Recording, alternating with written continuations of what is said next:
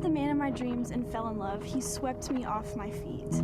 He promised to always love and protect me and care for me, so I didn't feel unsafe with him.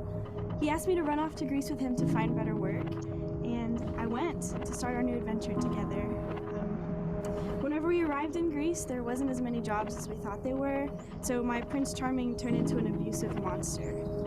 As time went on, he continued to abuse me and sell me for sex in our own home just so other men could give him money so he could provide for himself. He ended up sending me as a sex slave to a local farm, and I was captive for years.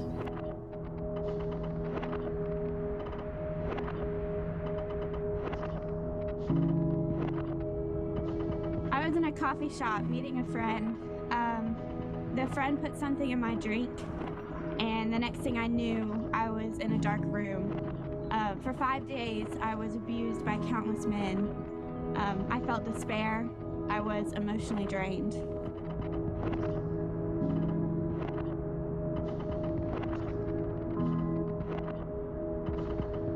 When I first arrived in Greece with my boyfriend, I had high hopes of finding a job and providing money for my family back home. And the first 2 months went fine. But then my boyfriend started acting different. He started beating me every day and blaming me for our money problems. Before I knew it, I was being forced to work in a brothel just to avoid being beaten to death. And just like that, hopelessness became my reality, and escape seemed impossible.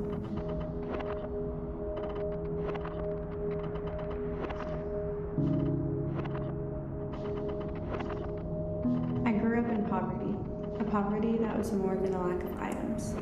It was a lack of love and security. I longed to be like the girls I saw on TV, happy, content, and one day I found a man who could give me all of that, so I followed him to Greece. As I entered Greece, all my hopes and dreams came crashing down. I was beaten and threatened by men. It seemed never ending. I first departed for Greece to become a nanny, but the children I watched inevitably grew older and their need for me tapered. Relieved from my duties, I set out with the experience under my belt and a heart hopeful for the adventure my future could hold. I decided to apply for a position at a nearby hotel, but when I didn't get the job, I was turned away into the arms of a man who I would soon associate with as my capturer. He dragged me out of my country, introduced me to his partner, and then they locked me up, gang raped me, and I was sold to clients. At the age of 14, most girls are getting ready to enter high school, hanging out with friends, and looking towards the future. But for me, this was a different world from the living nightmare that had become my reality. I dreaded every single day, not thinking about the future, because I never even knew if I'd wake up the next morning. As they put me into their car, I was scared and hopeless that I was being trapped into another situation where my body would be sold again.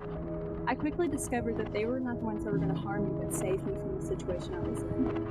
I realized that I could finally take a deep breath because I was set free.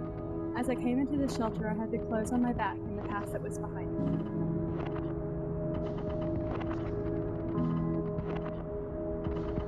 And so, here I am, and here you are, humans. We all have desires, but what if we seek more?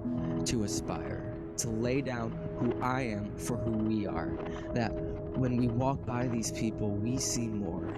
Though they may be torn apart, they can be restored. And yet, whose job is it to restore? Yet it be Christ in me, Christ in you, the hope of glory, the hope of their glory.